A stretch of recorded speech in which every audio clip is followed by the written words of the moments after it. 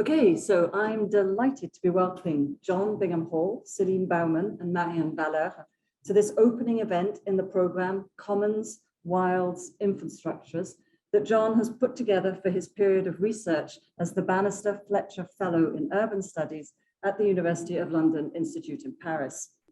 My name is Anna-Louise Milne. I'm Director of Research at the University of London in Paris, and I'd like to just express our great gratitude to the university for the support of the Banister Fletcher Fellowship, to the Banister Fletcher Fund as well, and particularly as well to colleagues, Professor Peg Rawes at the Bartlett School of Architecture and Dr. Hannah Williamson at in the School of History at Queen Mary University of London. They've been vital in supporting this fellowship, which is in year 2, and we're delighted to have John take up that fellowship and to be leading this research into commons, wilds, and infrastructures. So I'm going to be letting John explain how this event is going to take place and also introduce his speakers. But I want to just say 2 words about his own work in advance of joining us here and stress again how delighted we are to have him with us. John has been studied towards a PhD at the Bartlett School of Architecture and then took up a post with Teatrum Mundi, initially at the London School of Economics. And he's led the Teatrum Mundi since 2017, which he has gradually built into a Franco-British research institution with a particular focus on public infrastructure, cultural infrastructures, and transdisciplinary practice. So on that, over to you, John, for some more information on how this is going to work this evening. And thanks so much to everybody for joining. Thank you, Anna-Louise. I'm just going to reshare. And while I do that, just explain to everybody on Zoom that we also have a lovely, is that all good? Yes, we have a lovely assembled group of friends, colleagues, family in the room. So you'll kind of notice that we're also talking with people here who you won't see. Yes, so as Anna-Louise mentioned very kindly, I'm John Bingham-Hall. I'm usually director of Teatrum Mundi, a research centre founded by Richard Sennett, operating in both London and Paris. And we use the metaphor of the theatre to look at the staging of public life in cities via a performative lens, bringing together artists, activists, urbanists, and academics in processes of creative research and peer-to-peer learning. But I'm currently delighted and very lucky to be taking a research break as the Banister Fletcher Global Fellow, and I'm really pleased to find an openness to the kind of research I've been doing at Teatrum Mundi, which really happens through cultural organizing, through walking, through dialogue, through creative experiments, as much as it does through engagement with literature and kind of observation of the world. So yeah, thank you so much to Anna-Louise Milne for that opportunity, and to all the other colleagues she mentioned, and also to Rebecca Pouget and Eric Erdl here at ULIP for all of the logistical and communication support for these events. And also to the students of the MA Urban History and Culture program here at ULIP, who I'll be working with, engaging with through the seminars I'll be organizing for this fellowship, for their enthusiasm. I'm very lucky to be joined by 2 brilliant practitioners, researchers, artists, all sorts of things, who've been working on the kinds of questions I'm addressing in this fellowship for much longer than I have. So I'm looking forward to learning from their work. So we have Celine Bellman, who is a French landscape architect based in Basel in Switzerland. Her eponymous studio operates in the fields of urbanism, landscape architecture, and exhibition. She aims through an intersectional lens to create dynamic open spaces informed by the interactive ecology between people and nature. And this design work is complemented by a commitment to research, allowing her to explore the collective value of nature and its impact on individuals. And we also have Marianne Valeur, who is an urban planner and an environmental philosopher, advisor to the Mayor of Paris on architecture and urban landscape. She's also previously deputy director of Jean-Louis Missika's cabinet, and notably, sorry, I should have brought up everybody's names there so you can see who we're talking about. The cabinet of Jean-Louis Missika, she was previously deputy director and piloted the Réinventer Paris project. And she published in 2016 the book Natural Artifacts on Ecological Restoration and the Possibilities for Humans to Re-inhabit the Earth. So we'll be hearing from both Marian and Celine, who'll give kind of opening statements, positions, before we come back together for a discussion. But before doing so, I just kind of, I want to talk a little bit more about how I came to this research and what I mean by public ecologies, I suppose. It has to be said that it's something of a new realm for me, the notion of urban ecology, and I've spent the first 2 months of my fellowship avidly walking and reading in order to immerse myself in these ideas. And again, I'm really grateful for the opportunity of this fellowship, which gives me the chance and the trust to take steps into a kind of new, into a new realm. Although I proposed this project for a reason, and that was because I really saw this notion of ecology as a connecting thread through so many other things I'd done, research, creative projects, and also my own way of living in the city and of making a home in the city in Paris, where I moved 2 years ago. This project that I'll be undertaking through my time at ULIP connects a fascination I have for the processes of making public, of infrastructures of the public sphere, of sonic and choreographic dimensions of public life, right from my undergraduate studies in music through my organizing of cultural programs and of queer cabaret events, to academic studies in urbanism, and my work in Teatro Mundi that in some way combines all of those things. And I realized recently that I can't really understand or address any of these things without plants, I suppose. And that plants have become a kind of carrier of ideas and conflicts also around what constitutes the public. In my as I was moving gradually to Paris, was really struck by these kinds of images that were coming out of the city government. A kind of real energy for a new ecological approach to city making. And this is an image that was circulating at a particular point in time a couple of years ago around ideas to develop urban forests in key public spaces in Paris, to rip up the hard surfaces and turn them into these dense groves of trees and other plants and biodiversity. As I kind of reflected on this more, we'll talk about this perhaps a little bit, developed slightly more of a critical view on this, which seemed to me like a new aesthetic for public space, but actually leaving in place a lot of the kind of classical notions of how public space works, that it's owned, designed and managed by civic authorities on behalf of citizens, that it's kind of open and accessible to all, whether they're a local resident or a passing tourist, but kind of on the same vein, surveyed, controlled, etc. And from a human perspective, its kind of function remains relatively similar as the square it replaces. You can see people strolling, sitting on benches, passing through. But as we look more widely, I think we do see nature, and particularly plants, kind of entangled in other forms of publicness or other forms of space making that do challenge ideas about how the public works. Whether they're mobilized by human design and imaginaries, or whether they're kind of emerging from the agency and the lively processes of plants' growth. So for me, the idea of public ecology came to mind as a way of talking about a condition of publicness understood from a more than human perspective, in which plants, animals, humans, but also energies, waves, all the kinds of things that make up the kind of lively world beyond the human encounter one another through touch, through smell, through hearing, through seeing one another, through connecting. These are stills from an audiovisual essay I made in Beirut in 2018 as part of a research networking trip organized by Teatro Mundi and the research group Recomposing the City, of which one of the participants is here in the room with us, which is very nice.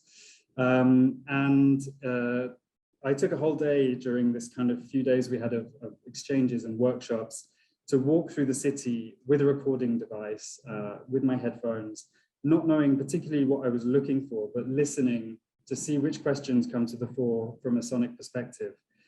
It struck me in Beirut that in a city that we were told had no public space, that's so acoustically polluted that public life sometimes becomes almost impossible, that wherever there were trees, there was also a kind of acoustic space.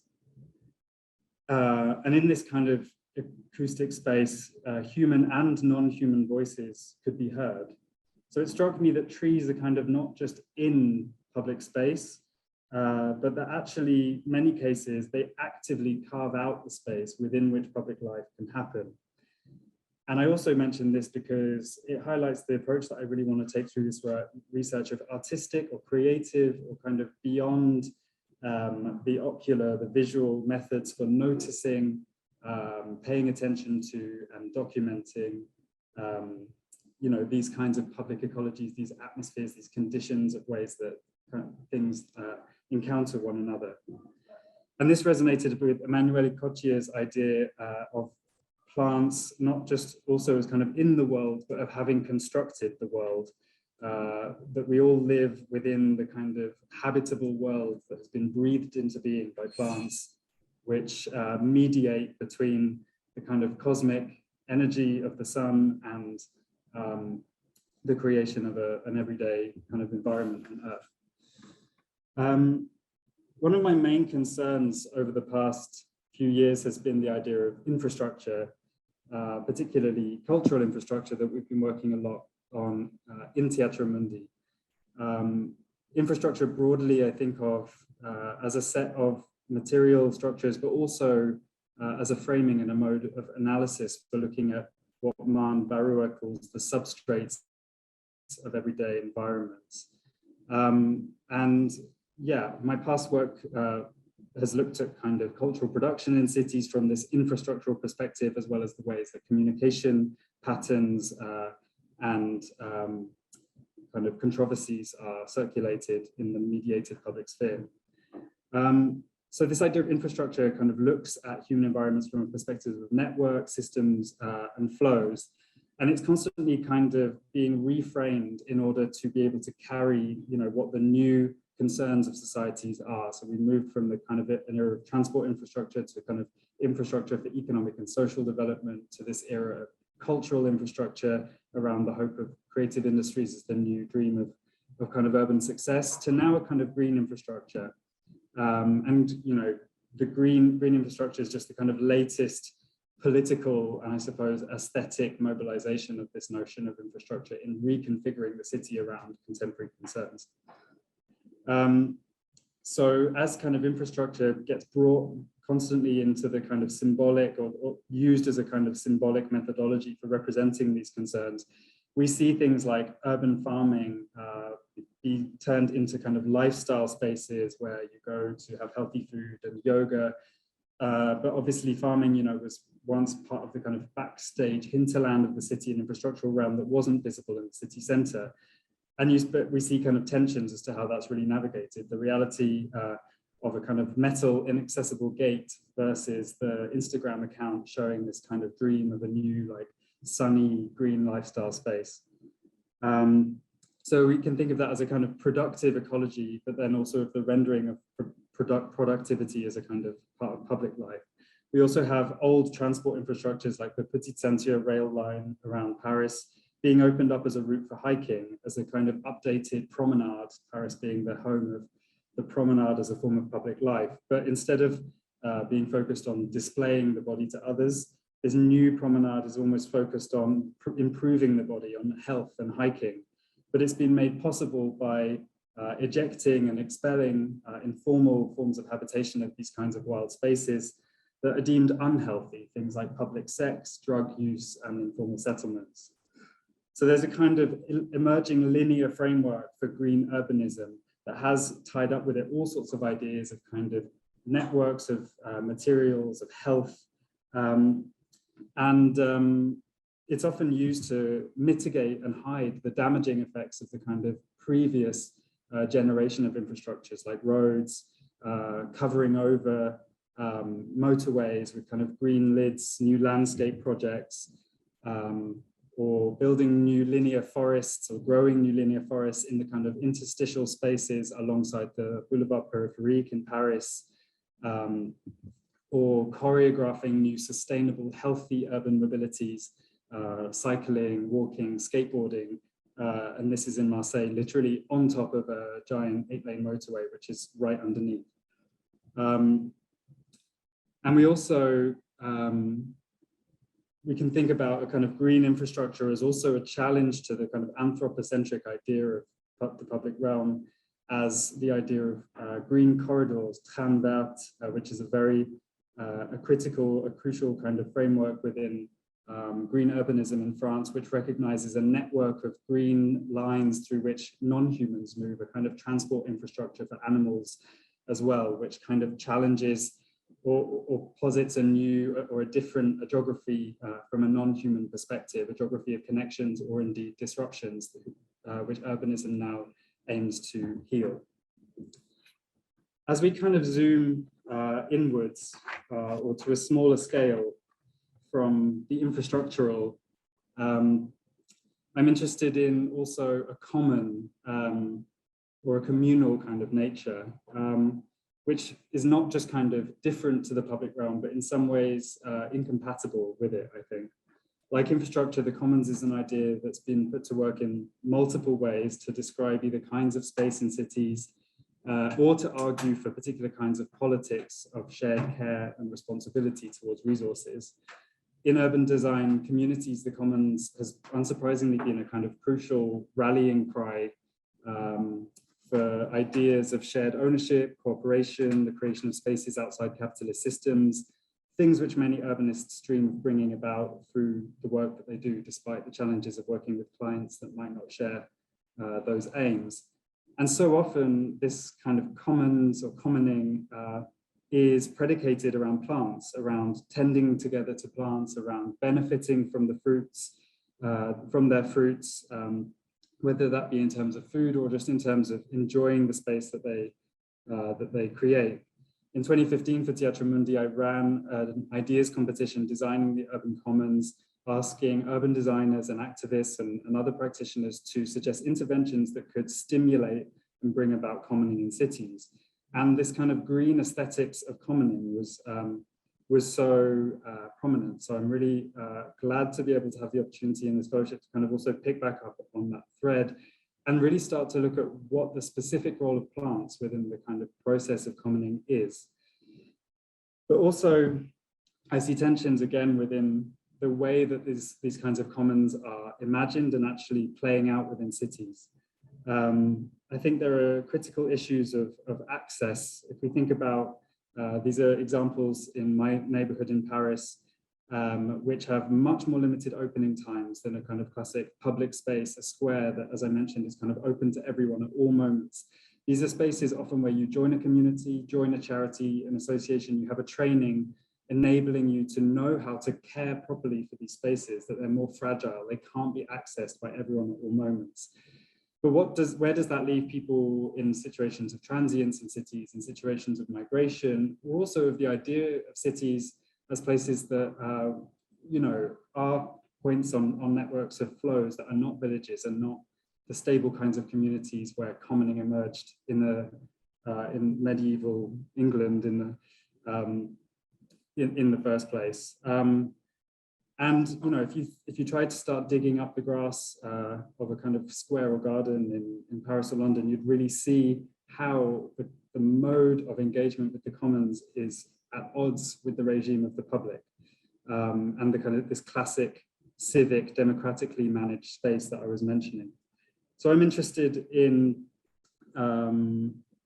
the kinds of communication that go on in commons around plants, but also issues of kind of racial justice, access, languages for negotiation and cooperation that happen in these kinds of spaces, and why their aesthetics come about in a certain way, but also why they're often so protected and protective. These are jardins ouvriers, allotments, we might call them in English, in Marseille, and you see this kind of securitized approach to keeping out the people who are not part of the community of commoners who have the right to grow vegetables in these spaces.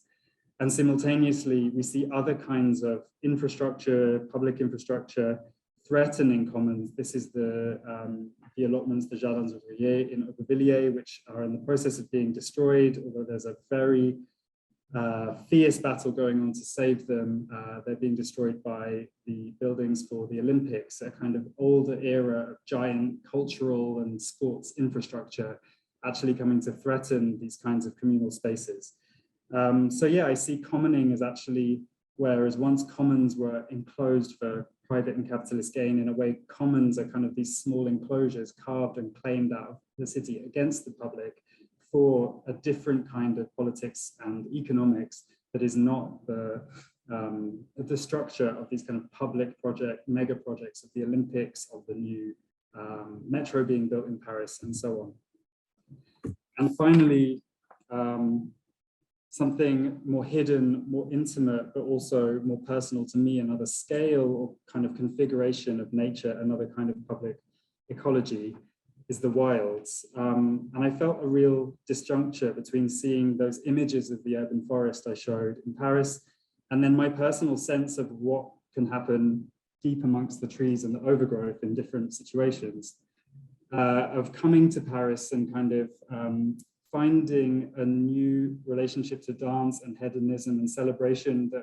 kind of activated a part of myself I hadn't activated since my teenage years, seeking out, free parties in the woods of Norfolk in England, and finding that again in Paris, in the Bois de Vincennes, and how much that surprised me, and kind of, started to really shift my thinking of Paris towards, this idea of, thinking beyond, I suppose, an anthropocentric city, or thinking kind of these other geographies within which life can happen. I think wilds are not so much spaces, but maybe a condition within which life can exist. Marianne Waller, in her book, Artefact Naturel, talks about autonomy as a kind of inherent potential in life. And we can maybe think of the wilds as situations where that autonomy is being enacted, whether that was the case, whether these plants grew from seed in that way, or whether they were planted by humans and later gained autonomy. I think that we can think of wildness not so much as a kind of publicness, but actually a counter-public, as a rejection of the public. The way that it's self-organized, the way these non-commercial self-organized parties were taking place, the way that informal off-grid living is happening in the woods around Paris, the way that sexual cultures like sex work and cruising that are marginalized by the law find shelter within these kinds of conditions. And I call these counterpublics because they thrive when shielded from public view, from scrutiny, from surveillance, rather than in conditions of visibility. And,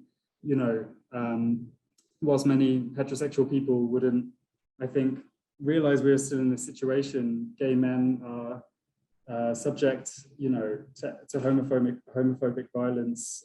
It's a huge risk. And I think that just as cruising kind of finds the furthest, most invisible space within which to have safety, the wild nature kind of also thrives in a situation where it's not invaded by crowds and kind of turned into a focus of public life, like the Petite Ceinture, which has been so kind of cleared of that wildness.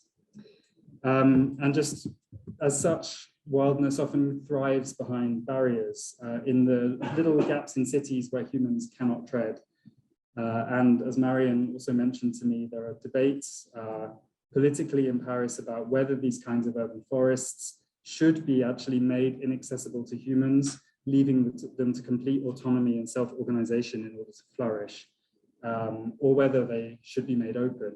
And I think this kind of comes back to the kinds of tensions I'm trying to get at in these kinds of projects. What kinds of ideas of publicness, what politics of who makes, who uses across human and non-human life is wrapped up in these kinds of different approaches to greening, wilding, commoning the city.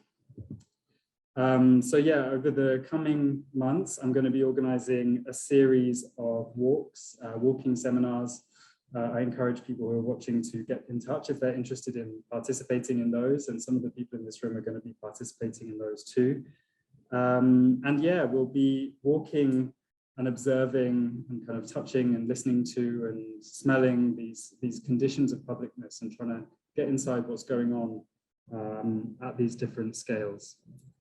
So I hope that kind of opens some language and some conversations.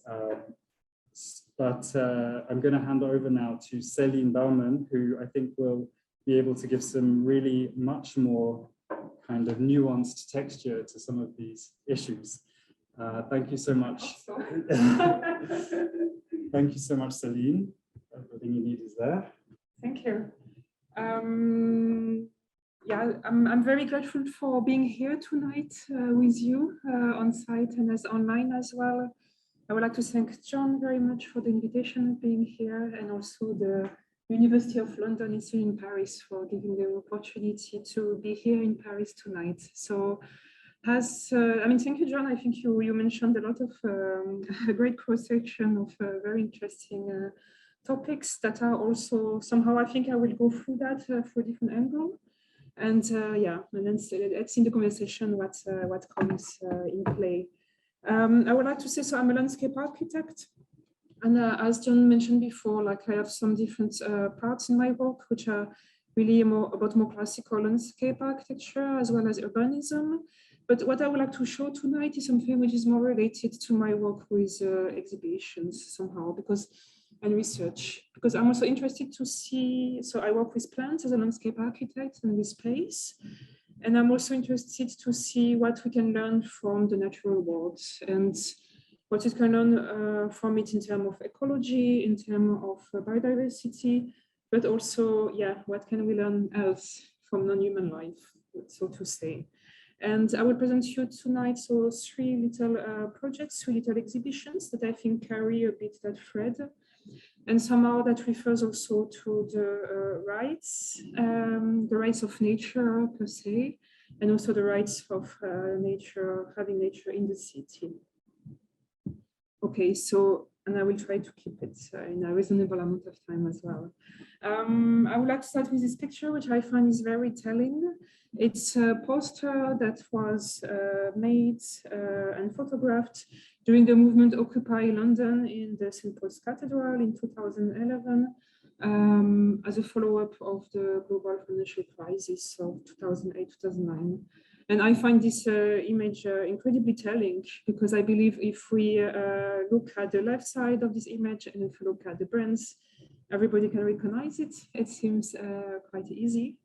But actually, when we start to look at the other side of the image and to look at those plants, it starts to become very more complex. No? And I would be curious to know how many of you can recognize all the leaves on the right side of the picture. I think this image is really telling because it's, yeah, it shows so much, or how far away we are getting from nature. Like now more than half of the population live in the cities, and although we are bombarded every day with advertisements that are like communicating us all those brands, we are not learning anymore, like even the vocabulary of the natural world around us. And I believe this is very like worrying. It's something I believe everybody should have an idea of botany, of the world we live around, the world around us, like also in the words of Bruno Latour, who have never been more than, yeah, we are really part of this natural world, and we should definitely, yeah, know it's better because it's what we are as well. And I believe this ignorance is also very much linked to a traditional idea of humans, which is linked to a kind of hierarchy and a kind of pyramid. Like in this drawing, this pyramid of life of Charles de Beauvois from the 16th century, which kind of give a hierarchy to the natural world. And in this pyramid, yeah, it is said that if we look at the left part of the image, there is like things that are just that are there, like the stones. Then the plants or the trees, which are also alive. The animals that are like also the sensibility, and the humans of top, of course, which are intelligence. And I believe we are still very much like, in this similar kind of thinking nowadays. And, but if we take a step back and that we see the ecological disaster we are in, the mass disparition of species, the 6 mass extinction, I think there is a way we can really like reconsider this pyramid somehow and believe maybe we are not at the top of evolution, as we conveniently like to think about. And so again, as a landscape architect, I'm really interested by nature, also the fact that plants have a kind of intelligence. It's also some things that, for instance, the Italian botanist Stefano Mancuso talks a lot. So intelligence of plants, they have lived life, they can also behave in some ways. It's just that they're way more slower than we are, and therefore it's more difficult to see. But I mean, a few examples, like here, these trees have this, some trees have this mechanism of crown shyness, meaning that the crowns are not touching in the forest sky, which actually allows some sun rays to touch the bottom of the forest, and then new saplings to be able to grow and to thrive and to contribute to this process of regeneration. Also, we also know nowadays that plants also communicate through the root network, what Susan Simons calls the wood wide web, and through that they exchange different kind of minerals. So, I mean, plants have are more than objects and really have a life on their own. Somehow, I think it's important to remember. So I was part of an exhibition called "What is Radical Today?" that was organized in 2019 at the Royal Academy of Arts in London, and that invited different architects and artists to answer to this question: what is radical today? And somehow I thought, to me at least, what is radical today is to consider rights of nature, and the base of that is certainly like there's a foundation text of it, which is a text from Christopher Stone, who was a lawyer in the 70s, who wrote a book, Should Trees Have Legal Standing? Towards Legal Rights for Natural Objects. And in this, actually it's in an essay, and in this essay, he writes about the fact that at some point in history, it would have been unthinkable to think that slaves would have rights, that people of colors would have rights, that women would have rights, fetuses would have rights, companies, and somehow all these entities, human or legal entities, turn to have rights. And then he said, why not nature? Why should not nature and plants have rights? And there was a basis for this very simple image I did at the time, where I wanted to somehow, which is a speculation, which is called the Parliament of Plants, which is about speculating to give rights to nature, but not only, also to turn them in politicians. And with a bit in the background, this question to say, how would be our world if we were run by plants and not by humans? Would we be better in terms of cohesion, coexistence? Of course, it's a very open and speculative questions, but I believe that before to find the right answers, one needs to look for the right questions somehow. So this very small project and small image led me to another one, to a bit like be able to expand a bit this idea. In the second installment called the Parliament of Plants, that was part of an exhibition, 12 cautionary urban tales, organized in the Matador in Madrid in 2020-2021. Of course, I mean, of course, this Parliament of Plants is also very much linked to the idea of also, again, of Latour's and of his Parliament of Things, of this idea of political ecology and giving also rights to nature. But 12 cautionary urban tales, actually, this exhibition was based on a little essay or a little set of stories that were published by the Italian architecture group Super Studio in the architectural design in the 70s, and which is about where they depict somehow 12 utopic cities, even dystopic cities, which are like somehow,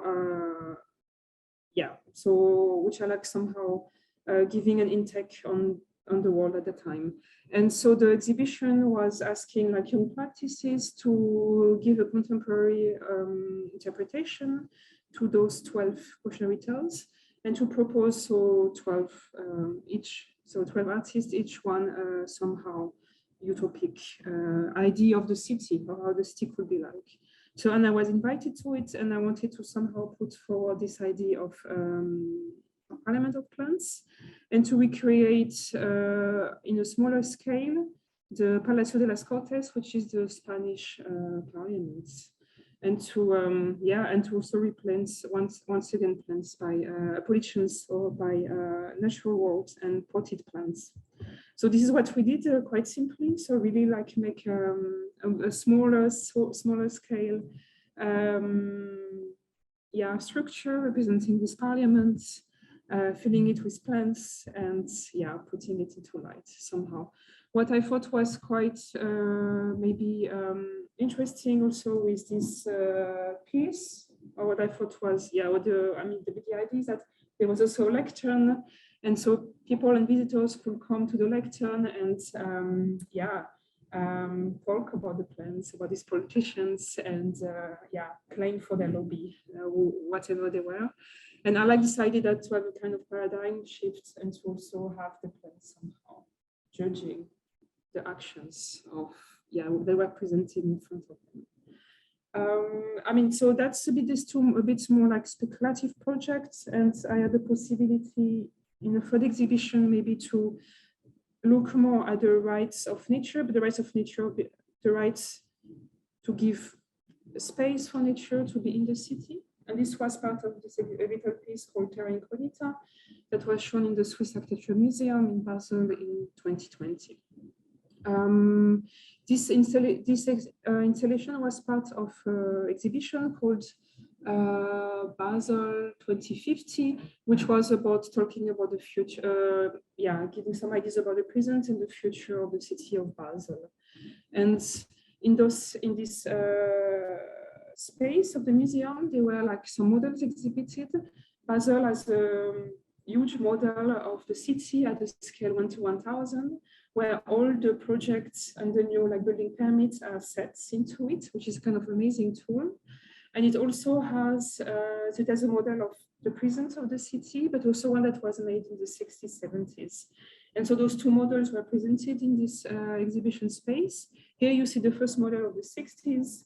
It looks still quite flat. It was before some very new infrastructural projects were being shown. Here you see maybe on the left of the image, there were like some votes being made about infrastructure projects. Here, very in the back, we see Swiss Burkhardt, and he's talking about promenadology, which I believe is certainly a very strong topic for Teatro Mondi as well. But so we see like this first model. Then there was in the second room, the second model showing like the new development, so the development of the city of Basel. So we see a lot of towers everywhere. Of course, there is also in Basel the pharmaceutical industry, Roche and Novartis, which are like building a lot.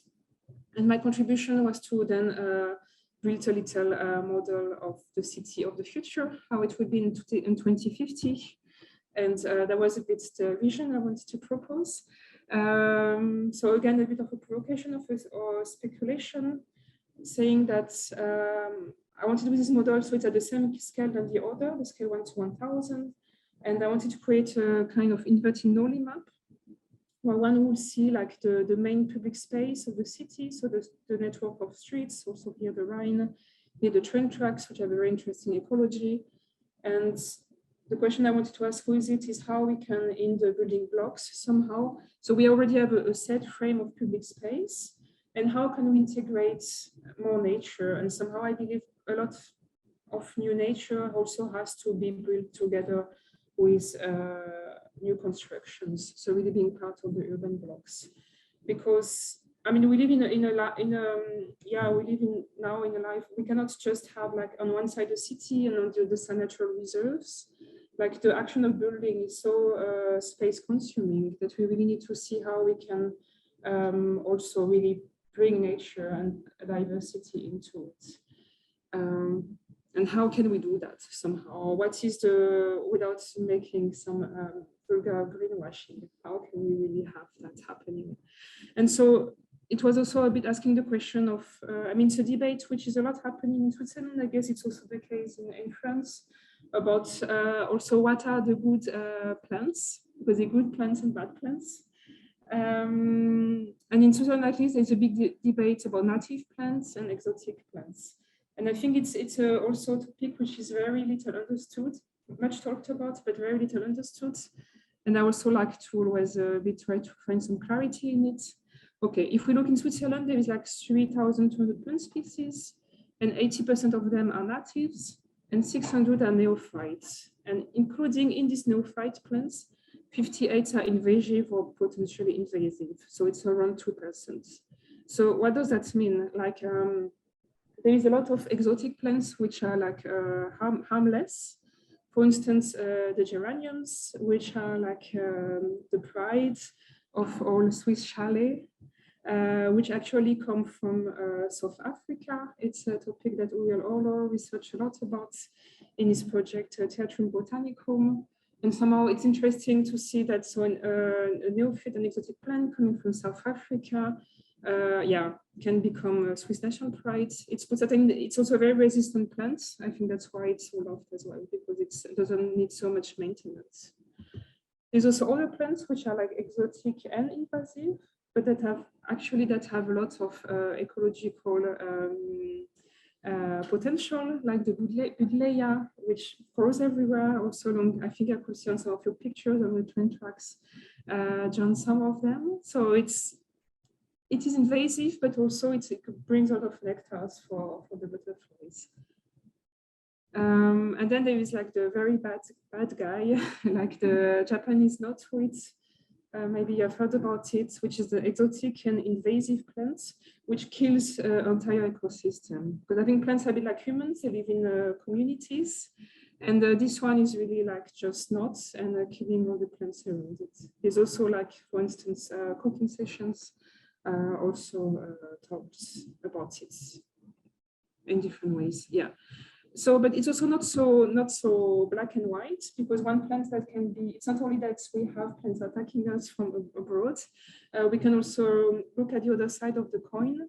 And for instance, this Lythrum salicaria, which is a plant which is indigenous from Europe, which is in Europe harmless, but is invasive in other places. Like for instance, here in Ontario, in North America, it's a plant that spreads very well and without having any like concurrence, and it's then invasive in another part of the world. So I think it was interesting somehow to see that the coin has two sides somehow. Also nowadays, with the question of climate change, it's something very, it's a big topic, because many of the trees that we plant in our cities are dying because of heat. And it's really a bit the question, how can we, what can we do about that? And what are the trees of the future that we can then plant that are resilient somehow to these new topics? And there is some different ideas about it, but for instance, like we say that the ginkgo is quite a recent plant, or like the maple tree from France, actually from Montpellier, but from the Mediterranean, are also some interesting examples. So somehow with the climate change, we also have to adapt, and we cannot have such a black and white indigenous exotic plants debate.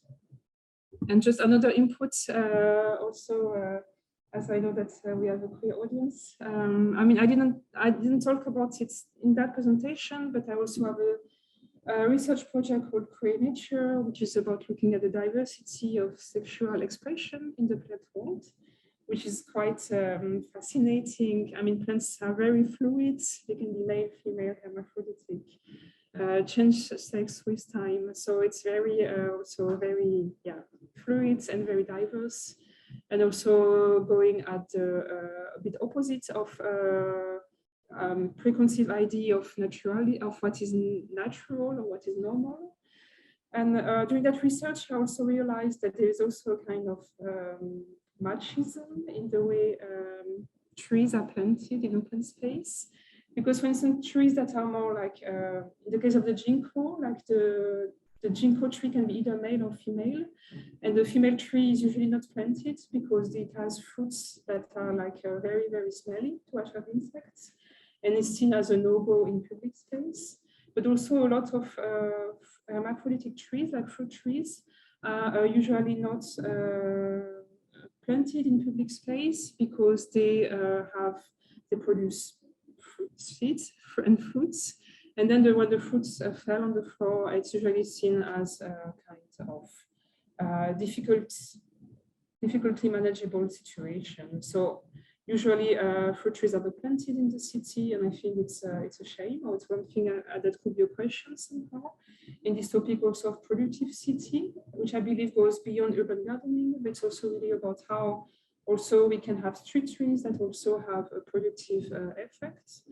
And I would like, I think one of the best practice example would be somehow in Sevilla, in Spain, where there is like this trees, these street trees, these trees planted with all these very beautiful orange trees.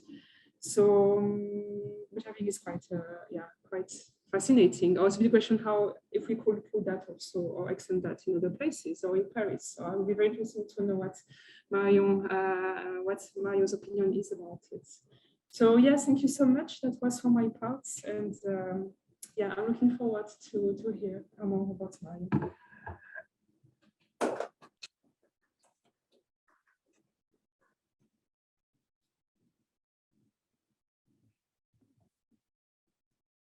Thank you so much, Celine. Thank you, John.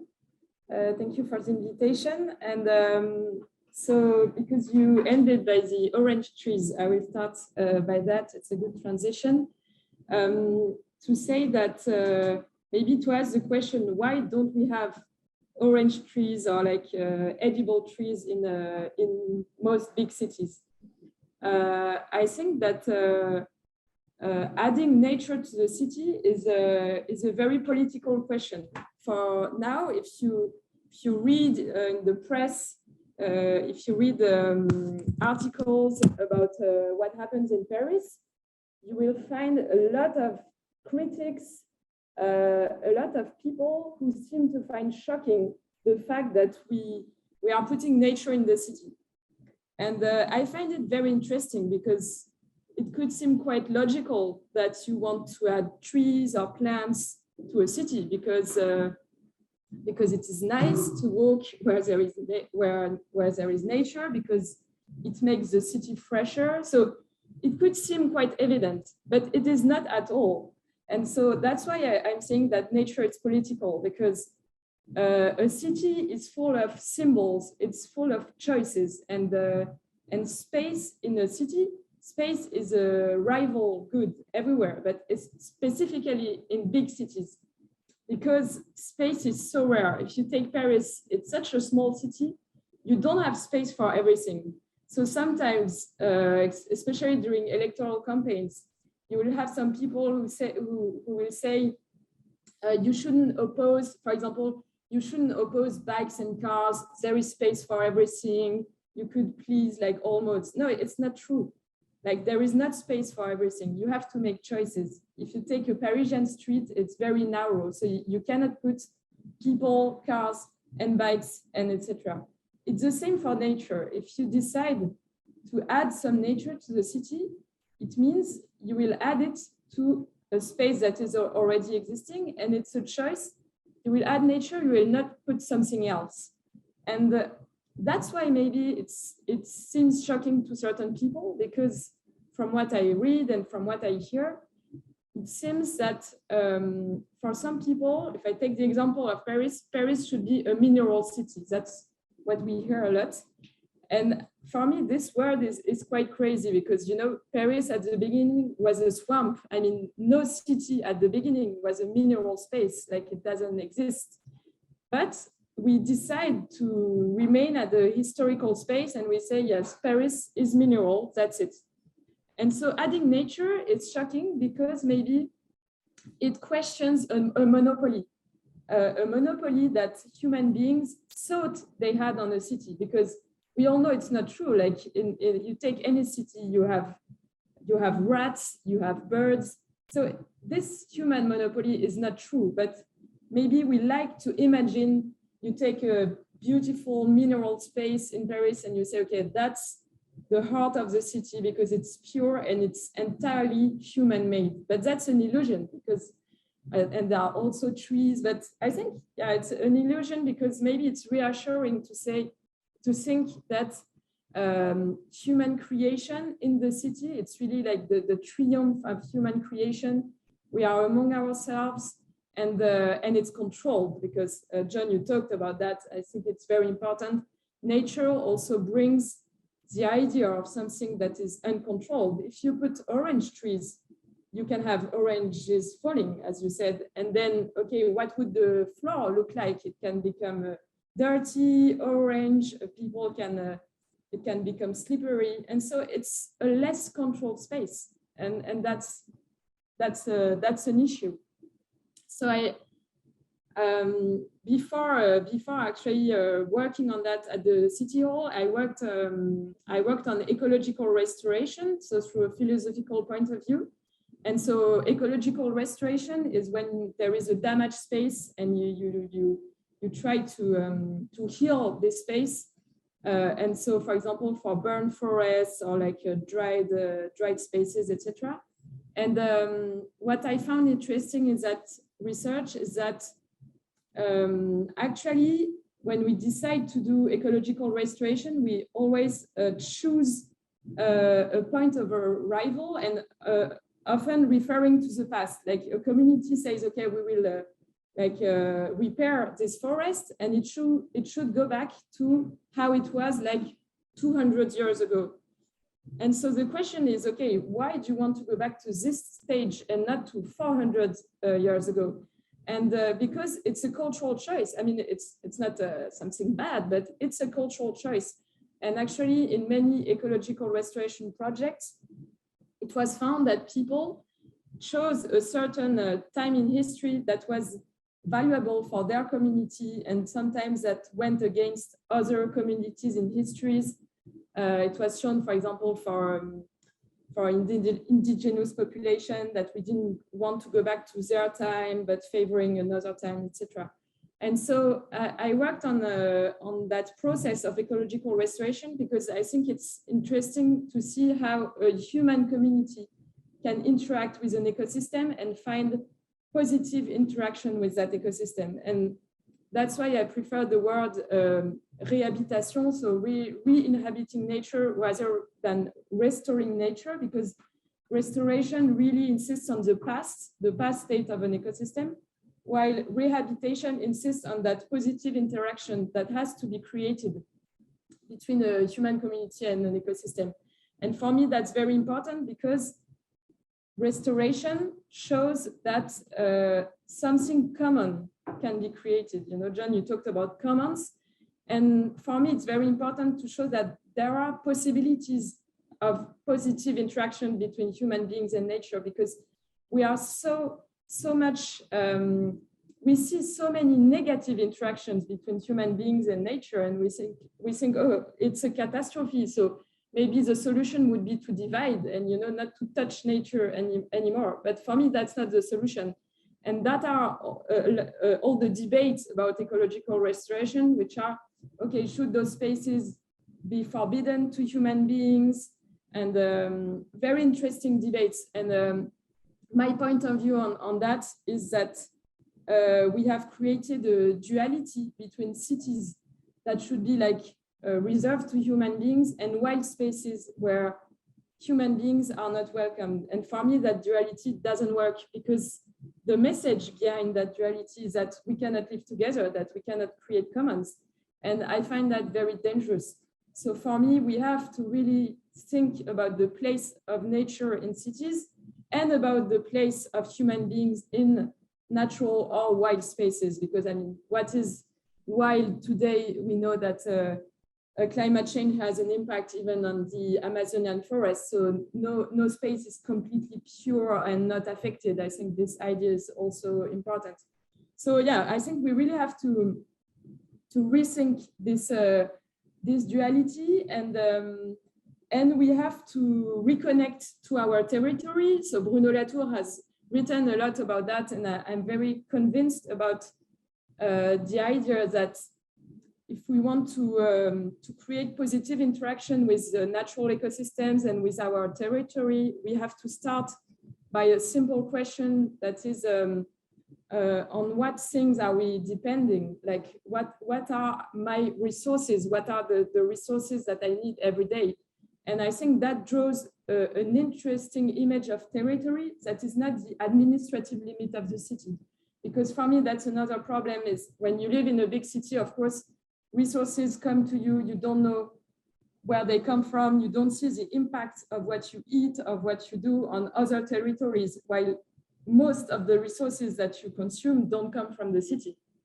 And so when you think about, okay, what resources are you using? I think you draw this larger image of territory that is much more useful on an ecological point of view, because you can think about agriculture, you can think about remote landscapes. For example, when a building is created with concrete, this concrete doesn't come from the city, it comes from other landscapes where you take sand that is a not renewable resource.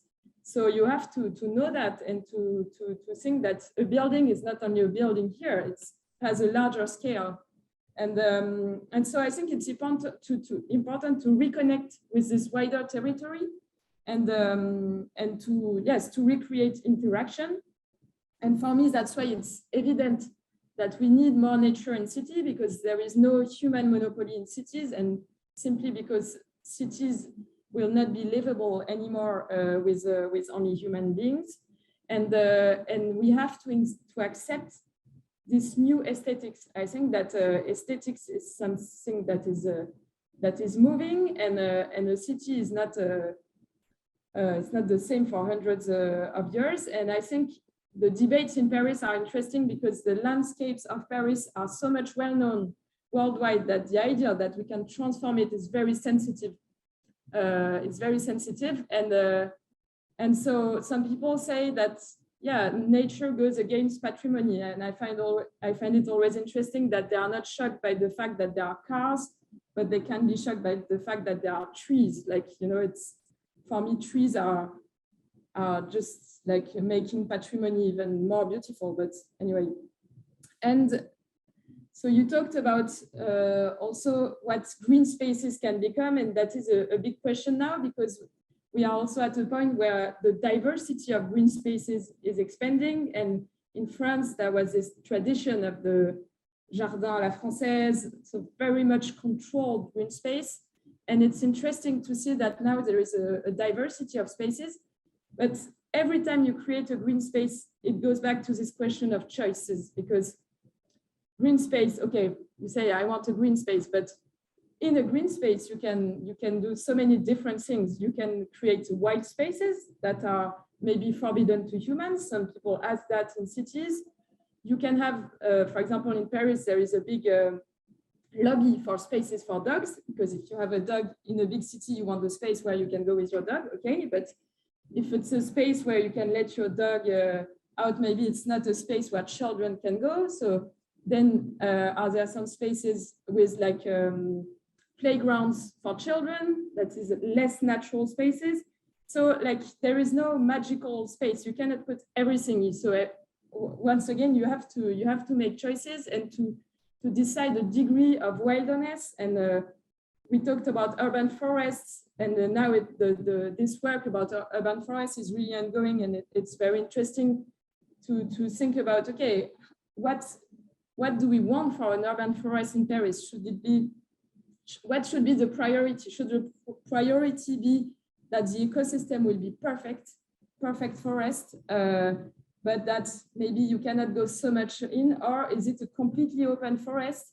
But then, of course, you have people who will organize 3 parties maybe there, and so they will also damage a bit the ecosystem. So there is no perfect choice. It's about hierarchy, and it's that's why it's political, and it's good to discuss it with citizens. I think it's it's a question that we all have, and then of course I think we should take every opportunity that we have in the city at every scale to include nature, and so to rethink the aesthetics of and the uses of every unit. So in Paris, we try to do it for every building. Like, building has not to be reserved to human beings. You can think it from the point of view of plants that will be there, and also animals.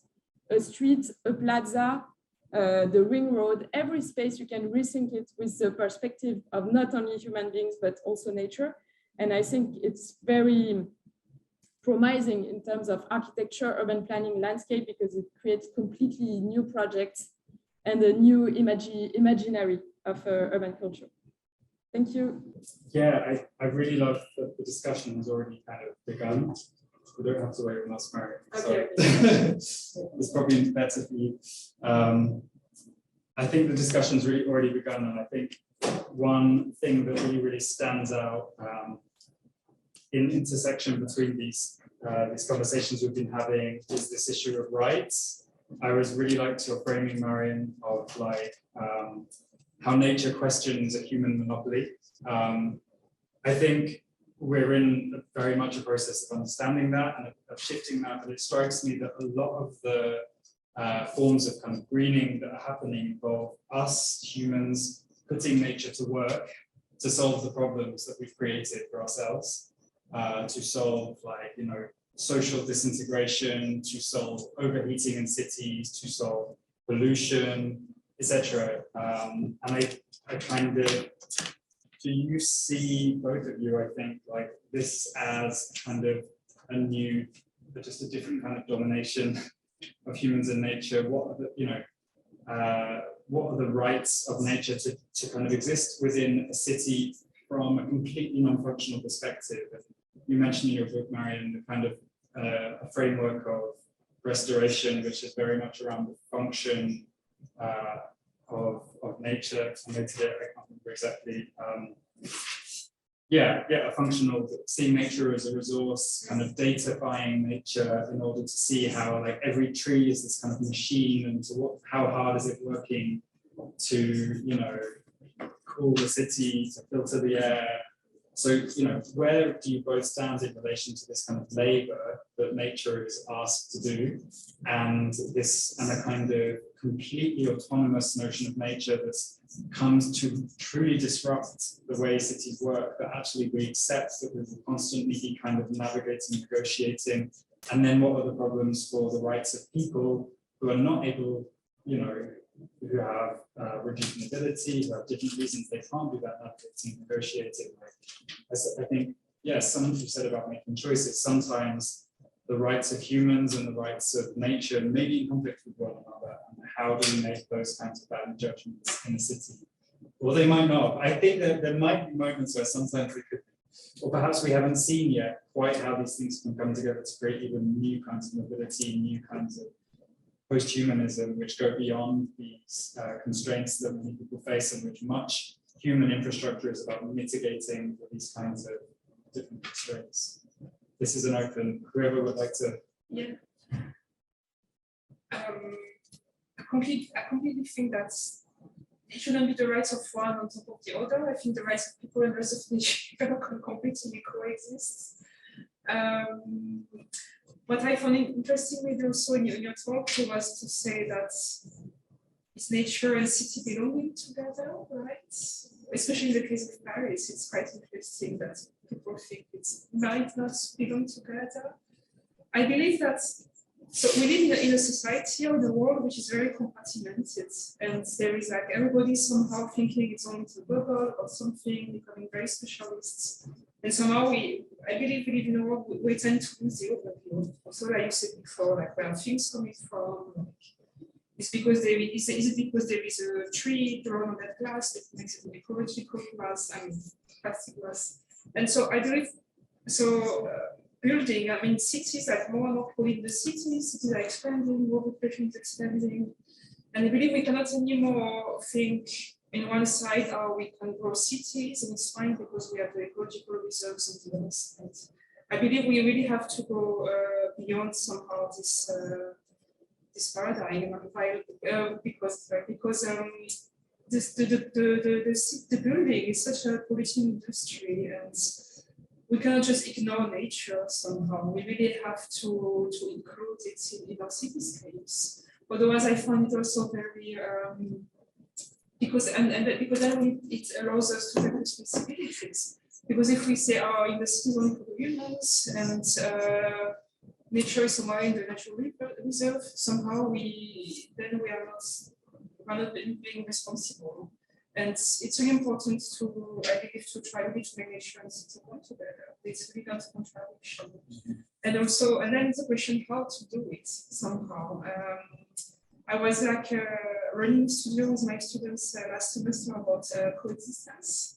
And we had some interesting, there were some interesting facts coming in, like, for instance, the buildings, they're like very, having these very smooth and flat surfaces. And therefore they become animals or the life forms cannot really live in them.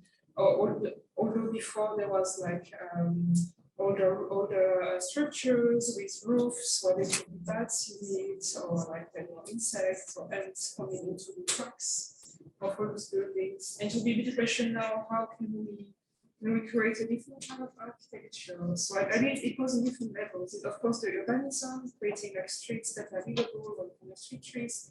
Also, really on the scale of the building themselves, like how can we have like create different kind of making some intervals maybe in the facade where you have like bats that can grow, that can live in there. Having roof that can be like hospitable for bees, creating some niches for like hedgehogs. I mean, there's really a lot of ways we can really welcome nature within cities. And I believe it's really fundamental that those two things are not divided, but really fought as one thing. And then I thought also really interesting what we discussed, Marianne, about aesthetics. No, I think it's really depends. We really need to shift our aesthetics. It's what some people call also ecologizing architecture or ecologizing aesthetics, to realize that it is a bit of dirt or there's a bit of dust or like some cracks, and yeah, it's okay, it's fine. Somehow, I think we really have to bring this with. So yeah, you talked about nature as a labor, or in fact we use nature as a resource. I think we should acknowledge the fact that there is a dependence on both sides, and that it's okay, and that in a way we work for nature and nature works for us. Maybe it has been a disequilibrium, but we need nature, and in cities nature needs us to survive also in a way, because it's such a very particular environment. Like nature needs also human beings in cities to be maintained, to be cherished, and it's okay, maybe in a way. But nature is also very much instrumentalized from what I see. So there are examples where people protest in favor of nature because it's against like a media project, like for capitalism. Okay, so like everybody agrees and say, yeah, we have to save trees, etc. But there are other examples we see in Paris where you have, for example, one tree and there is a project of social housing. And it's interesting, an interesting case, because once again, it's about hierarchy, and now nature is being instrumentalized by conservative people that before simply said, okay, we don't want poor people basically in our area, and now they say, oh, I want to save that tree. You know that behind the trees there is something else, but they say we want to save the tree, and so they make alliances with ecological movements. That happens a lot now in Paris, and this alliance is quite weird, and it's very hard to draw the limit between when this fight is legitimate and when it's not. And we see it a lot going against social housing, and for me that's an issue, because it's true that once again there is no free space in big cities. So if you want to build new social housing, at one point you will have to take one tree or some grass. So yeah, it's complicated, and I think it poses a very difficult question, that is to what scale do we want to protect nature? Meaning, when we say we want to give rights to nature, and I think that it's very interesting and legitimate to make nature being more represented in our institutions, but what unit will be represented? Like, is it the tree? Is it the ecosystem? Like, what are we protecting? Do we want to protect each tree as a living being? Do we want to protect an ecosystem in general, saying, okay, this ecosystem has to be living in a way, so if we remove one tree but we put another one, it's okay? That's very complicated, because then, of course, we are always more attached to some living entities that are more beautiful. You know, like you want to protect a bear, but not a fly. Like, do you want to protest every time a fly is being killed? You know, and that's, for me, that's one of the most complicated questions, because what entity do you really protect?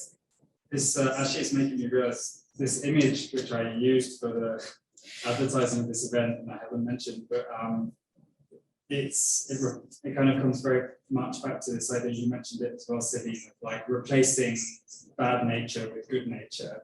And sometimes that good nature can then be called wild, and it can be called pure. But there was something wild there before, but it was just a wild, perhaps it was full of invasive species, perhaps it was covered with rubbish as well. The site that's pictured is Château, which is now a park in the north of Paris. Théâtre Mundi was working there for a number of years with an opera company, with an opera director, Alexandre Lacroix, making performance work as the site was transformed into public space. But basically, when we first went there, it looked like that. I don't know how much people on Zoom could see, but it's kind of, you know, full of this kind of classic friche kind of nature, and it was incredibly dense and rich and lush. And you go there now, and that's all been cleared. But then there's this kind of new, naturally, there's planting which looks like it's kind of accidental. And it's kind of replacing this truly accidental with this. And of course, it's a lot, you know, about kind of clearing out the possibility for the kinds of, with that kind of défrichage, like this kind of clearing of indeterminate space is very much about the social clearing and the social kind of making secure. But I'm not being idealistic about that, because at the same time, it's a bit what I was saying, you know, this site was incredibly difficult to get into. When we did the first workshops there, we had to climb over a thing, through a fence, whatever. But then when you were in there, there was really a kind of freedom. We were doing these performance workshops in there, and a kind of freedom which doesn't kind of exist there now, but of course it's now accessible to children, it's now accessible to older people. This is, you know, these are the kinds of tensions, but I suppose, coming back to that idea of like replacing, you know, the kind of perceived as good and the healthy with, and using that to replace the unhealthy, but kind of, again, is there a role for, you know, is the solution to kind of always take hands off, or like, again, this is a continuation of what you were saying, Marianne, how far can we go in this kind of restoration, reparation, and enriching through human intervention? And how far can we go through a kind of hands-off approach, both socially and in terms of ecology, I suppose? You know, the tension between building new infrastructure from a, you know, centralized public perspective, and recognizing that infrastructure is always being developed on a kind of, you know, everyday scale as well. It's a bit similar question. Go ahead. John, can I? Yes, can I sorry. chip in there? Yeah. Firstly, thank you for like 3 really interesting talks. But just in relation to this idea of sort of like the wild, this tension between the wild and the non-wild, and replacing bad nature with good nature. So something that also for me comes up as a tension in this sort of conversation is how the city, or certainly the contemporary city, is engineered to be infrastructurally consistent. Okay, so it doesn't matter what time of the year it is, it's still going to function. It's still going to function efficiently. But there's no sort of at the moment any conversation about seasonality, the fact that, you know, actually there's good nature and bad nature, it's good nature. The fact that sometimes this is different. And I'm just wondering, so I'm just wondering sort of like, how do we sort of think about that idea of sort of needing something to be infrastructurally consistent and also allowing for certain inconsistency in the notion of a morality of the network when it comes to nature? Can I just say, Eric, Can people hear that? Yeah. Great. I think it relates very much to the orange trees example, right? The seasonality of this moment where all the trees fall, and actually the city, but we do get it a bit with the kind of leaves on the line. I saw Network Rail, the kind of rail operator in the UK. They're always kind of lambasted, but they're like, there's leaves on the line, so we can't run the trains. And people are like, it's just a leaf. What are they talking about? And I saw recently they did a whole video. They were like, people need to understand how disruptive leaves are. And they're actually talking about cutting all of the trees back around the rail lines, because it's not possible to run a consistent functional infrastructure in this close contact with these kind of unpredictable beings, I suppose. So there's so many conflicts around it. I think it's a really interesting framework, that idea of consistency in relation to the seasonality of change of nature. But yeah, Celine. Yeah, I think those two topics come together a bit with the infrastructure and the wilderness.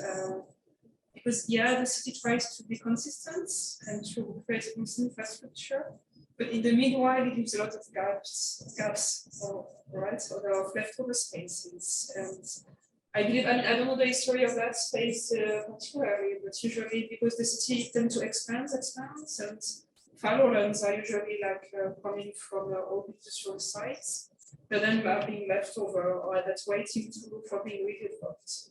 So although the infrastructure is consistent, it always leaves some gaps in between. And is it good or bad? I believe, it's also a very personal philosophy. I believe we need a bit of everything in life, exotic plants, native, non-native, it's very personal maybe. And in the case of the fallowlands, the French landscape architect Gilles Clément talks a lot about it in his eclipsed Fletcher of the third landscape, where he talks about the fact that all these leftovers, all these fallowlands, they're actually very rich in that diversity, because when it has something to do with cycles, of ecological cycles, because when the earth gets open, breaks open, then the first stages, in the first years, it's really where the first pioneer plants came, and after a few years you start to have shrubs and so on and so forth, and young trees, and maybe in 20, 50 years you have a forest, 50 years let's say. But a forest is more like a closed environment with a with a smaller amount of species. So these first stages are the most rich in terms of biodiversity. But also it's interesting to think about it, that it only lasts a few years somehow, and then it goes itself again.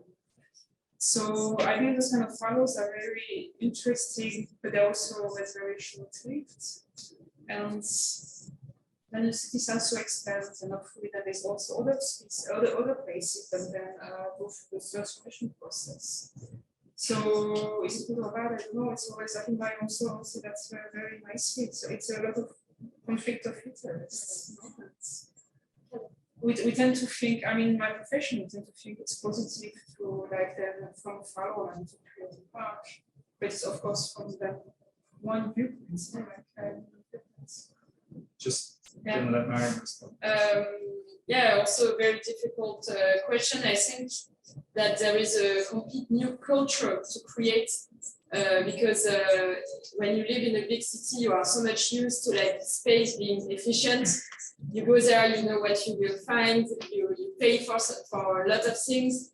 And so the idea that you may go to a park in winter, for example, and that half of the space will be closed because nature is resting, it's annoying. You want to use space, you want your space. And so I think it's really a culture, a new discipline that has to be shared with citizens that doesn't exist so much now. And in Paris, we had this interesting experience of permis végétalisés, so greening permits, which was quite a revolution, because the city told to people, okay, you can take care of public space and green space. And before, the care of public space was the monopoly of the city. And but it's very complicated because a lot of people, they just don't know how to do. They don't have this culture because it's it's also work, and it doesn't come naturally. So I think it's really a new common that has to be shared with citizens, and to learn that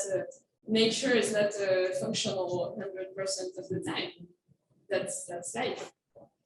I think what you just said is really helpful for me, because in terms of actually what I'm trying to do with this work, and I'm doing it because I'm fascinated by understanding some of the kind of textures and processes within these different configurations of nature. But I think there's a huge and very important job about sensibilizing, like increasing people's sensitivity to understanding what they're seeing, what am I looking at? Like, yes, the rami de végétalisés, the little, like the bases of the trees, some of them are a total mess, but if you understand that what you're seeing is someone's attempt to do that, someone's learning how to garden, they're not very good at it yet. I'm terrible at it. I kill all plants. Like, one day I want to have one of those things, and it's not going to work very well for a while. You know, I'm also not always in the same place. I do, you know, I'm a bit nomadic sometimes. It's like, this is out of privilege, not because I'm forced to be.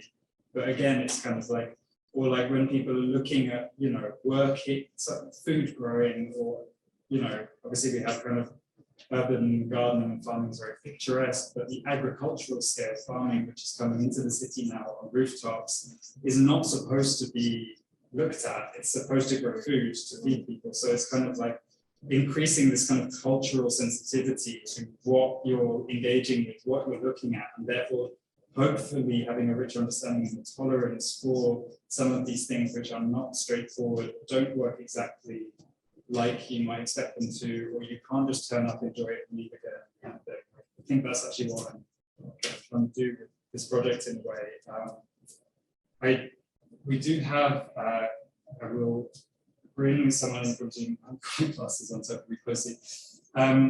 We keep hearing that we have to inspire companies in politics. This is from Kate Madeline. We have to inspire companies and politicians to act on climate, but the knowledge is all there, and companies and politicians should be acting. We should not be using our energy in convincing them anymore. The system should be shaped so citizens can act in the most valuable way in relation to climate. What are your thoughts on this? Yeah, we're kind of banging our head against brick walls with, I mean, just to add something to that, I was really struck in relation to the Yalom video. I went to a talk yesterday, and there were some people from the campaign to say that they were talking about it extremely emotional, you know, they'd been through this very brutal occupation, like they lived there, it was very difficult, they were violently ejected, and they were like, it really struck me, they were like, we do not want the vision of the city, which is being forwarded even by Paris Métropole Aménagement, you know, like, which is the kind of public-private development agency that's working on the Olympics, for example. You know, we do not want this high-speed, high-development, high-tourism city. Like, we shouldn't have to be convincing you anymore that growing your own food is good. Like, we're not, you know, we're just going to sit here and not even let you knock it down, because it's like, how, you know, how are we still in a kind of position where even a kind of Paris, an enlightened city in many ways, is like then destroying these kinds of, well, it's not Paris, I guess it's not the city of Paris, but are destroying these things of such rich social and ecological value. It's really incredible we're still in that position in some ways. Yeah, it's more of a statement than a question, I suppose. Yeah, I mean, not on that particular case, but it's always conflicts of interest, as you said. So there are projects, and first also to remind that there is an important moment that is vote. I mean, at one point, also citizens vote for projects for their cities, and that's I want to remind it, because now the conflicts inside cities are so violent. It's very complicated.